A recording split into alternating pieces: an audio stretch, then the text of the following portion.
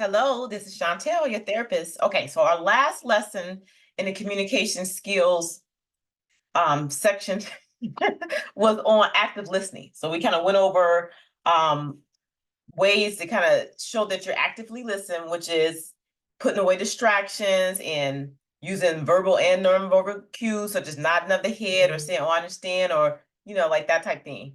Okay, we talked about asking open-ended questions when you get stuck or you want clarity on a situation. And we also talked about the use of reflection. So, which is like reflecting back or summarizing what the speaker is saying, but in your own words, that show that you're listening with open mind. Okay. Now, I want to focus more on the reflections aspect of the communications conversation. Okay. So when we talk about communication skills, the technique reflections can help you become a better listener, because when you reflect, you're basically repeating back what somebody said, but from your perspective, your own words. And sometimes when you reflect back, it might be incorrect. Like you might say, "Oh, okay, so you feel this way about this." They say, "No, that's not what I meant." And then they'll correct you, which is a good thing because you're getting in line and in tune with the person. So it's allowing the person to like, okay, I get what you're saying, or I don't. So I'm gonna repeat back to make sure I got it. But if I didn't, correct me. You know what I'm saying? So that's the good thing about the reflections part. When you repeat it back, it might sound like, "Oh, I feel like I'm just repeating back what the person said." No, because it's not like you just word by word repeating back what they said. You're taking what they say and you translate it in your mind for your understanding. Because think about when we think about things, our thoughts are interpretation, and our interpretation comes from our personal perspective. So it's harder to open up to the broader perspective. And the way we can do that is by asking questions or asking clarity. So, this is what I heard you say, is that correct? So let me give you an example. So this is an example on the paper. A speaker say, "I get so angry when you spend so much money without telling me. We're trying to save money for a house." So the listener could repeat back or reflect, "Okay, yeah, we're working hard to save for a house. So it's really frustrating when it seems like I don't care." Like that. So it's almost like a questioning with it. Like you're trying to make sure that you got what they're saying. So the tip is the tone of voice when you use your reflection statement. That's very important. So it's like you're not saying it back in a anger, hostile, loud tone of voice. It's like your tone got to come across as like with a bit of uncertainty, like you're asking a question almost.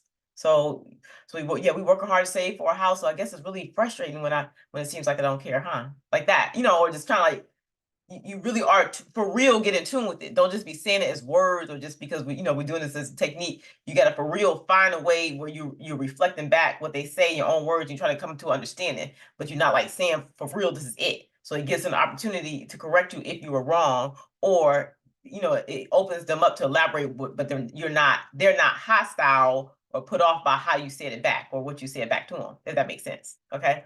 But anyway, so when you reflect, it's like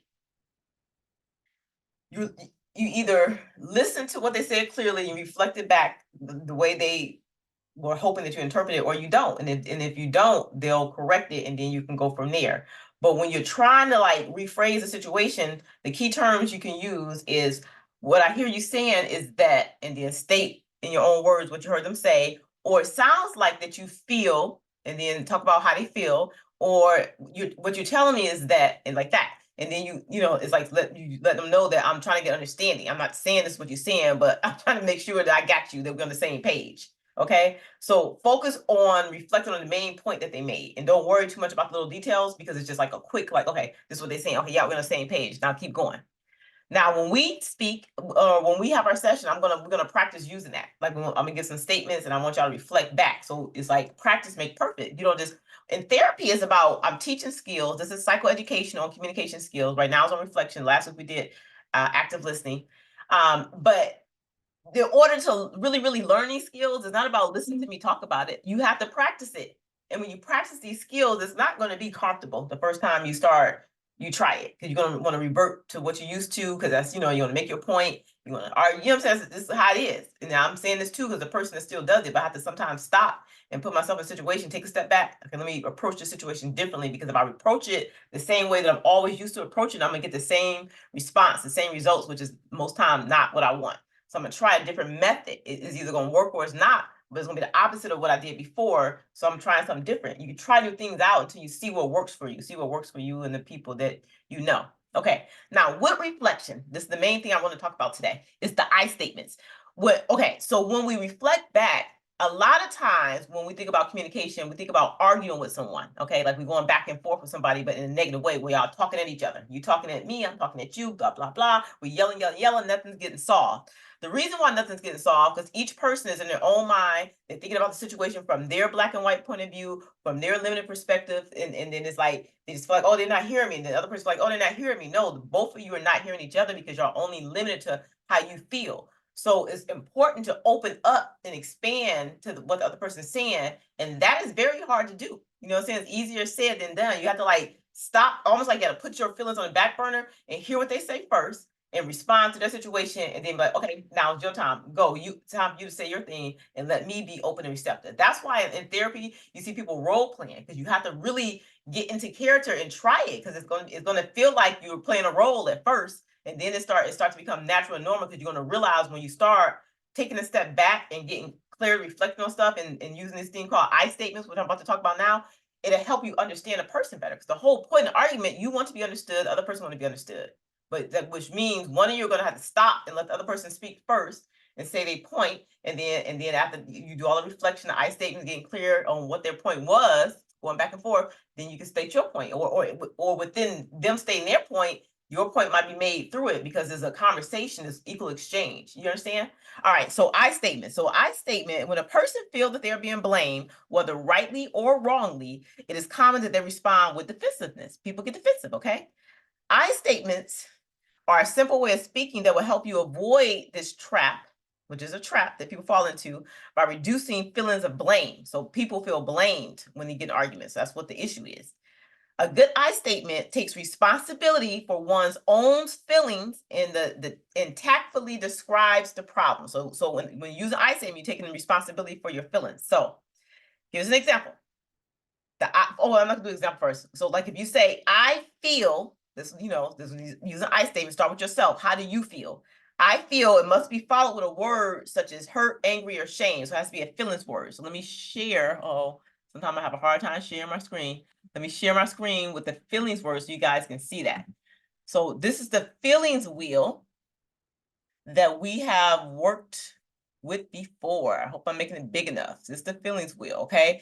And they got a lot of feelings in this wheel. So the middle part is the primary emotions, the basic emotions, the first emotions we feel when we initially get hit with some type of situation that upsets or gets us emotionally heightened. So mad, sad, scared, joyful, powerful, or peaceful, okay? Those the basic ones we feel first, the primary ones.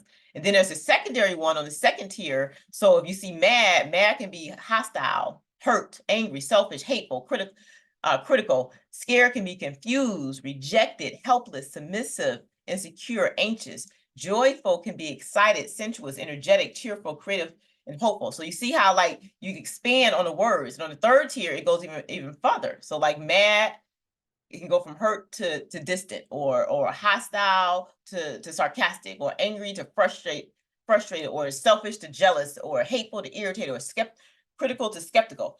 It's like you can expand on it. But like, so I always say the middle part is the middle part, the circle right here is the primary emotion, the first emotion we feel. But if we say, what's behind me feeling mad? Oh man, I'm just really hurt. Okay, what's behind my hurt? I don't know, I guess I'm feeling a little jealous or something about the situation. Like you ask questions, you say, what's behind this emotion? That's how you get deeper into the emotion. And a lot of times, like if you're mad, you might have another emotion that's not related to the anger. So don't have to fall in this little red, pink, and lighter pink category. You can be mad, but the reason why you probably feeling mad, if you ask what's behind that emotion, you could be feeling helpless about a situation. Like I don't know what to do about the situation, or I feel like insignificant, like nobody's paying attention to me. So the feelings wheel is very important. So I suggest you guys print that out, or I'm gonna send you a copy so you can have it. So whenever you get angry, or you get like a heightened emotion, and it's it's making you feel unnerved, ask what is behind this emotion, and then look at this feeling wheel, and it gives you more words to think about how you're feeling. We got to think about how we feel. We don't really think about how we feel. We just feel our primary emotion and we react. And that's where all the issues come in. That's where arguments come. That's where the fights come. That's where it comes. So I'm feeling mad. What's behind this emotion? You know what I'm saying? Am I feeling depressed, bored, lonely, guilty, hurt? You know what I'm saying? Helpless. What am I feeling? So it's making that connection in your brain about your emotions, and you get in touch with yourself. You're honoring your emotions. You know what I'm saying? That's the first step. So once you honor it, then you can say to the person that you're having a conversation with, oh, I feel hurt or I feel worried. And then that's the emotion word when, and you give an explanation of what they do. So that's saying, I feel this way when this happens. So you taking accountability, not saying you make me feel irritated or you do this and you know what I'm saying? You're not blaming. So you're taking responsibility for your own emotions. And that takes away a lot of the stress in most arguments. I feel this way. So if somebody's saying that, it's hard to say. You can't tell somebody how they feel. They know how they feel. Like, oh, okay. And then you can say, okay, I'm sorry. So I'm sorry that you feel that way. You know, so well, that's not what I was intending when I said or did such and such and such. I was upset about this. I was upset about this, or I felt this way when you said this. And it's like y'all both taking accountability, being responsible, and y'all conversation and y'all judgments really, it's really like judgments of, you make judgments of each other, but it's because you feel like the other person is not understanding where you're coming from.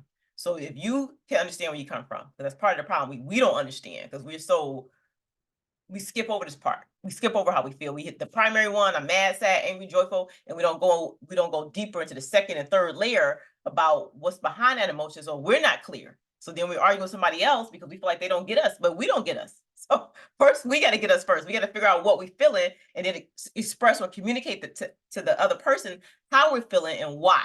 And it gives them an opportunity to process it and then think about how they're feeling and explain their side. And that's where the understanding comes in. That makes sense? So yeah, so that's that. So now that's the feelings one. It's very important. Okay. So an example, okay, let me give you an example of somebody that's blaming. Okay. Blaming. You can't keep coming home so late is inconsiderate. Sorry. And the I statement for that would be, I feel worried when you come home late. I can't even sleep. Okay. See the difference? Like if one blaming, you can't keep coming home late. It's so inconsiderate. You blaming them, you call them inconsiderate. So that's like they feel they defensive. So now they're defensive. You calling me names, you labeling me, saying this is this. But if you say, I feel worried when you come home late, I can't even sleep. You take all that blame off, and it's like, oh, so the person have to, they get it. The blaming statement would be, you never call me. I guess we just won't talk anymore. Okay. The I statement would be, I feel hurt when you go so long without calling. I'm afraid that you don't care. Imagine that, like, like girlfriend, boyfriend stuff. You know what I'm saying? You feel like the person ghosted you, and when they do reach out, you be like, you never call me. I guess we just don't talk. We talk when you want to talk. You can see how the whole argument would start. But if you say when they call and stuff like that, it makes me feel like it hurt my feelings when I don't hear from you, because it makes me think that you don't care about me or you're just not interested anymore. That's a whole different conversation. You see what I'm talking about? There's a whole bunch of scenarios. So we're going to practice when we meet on using I statements, okay? And the next lesson is going to be on passive, aggressive, or passive and assertive communication, okay? All right, until next time.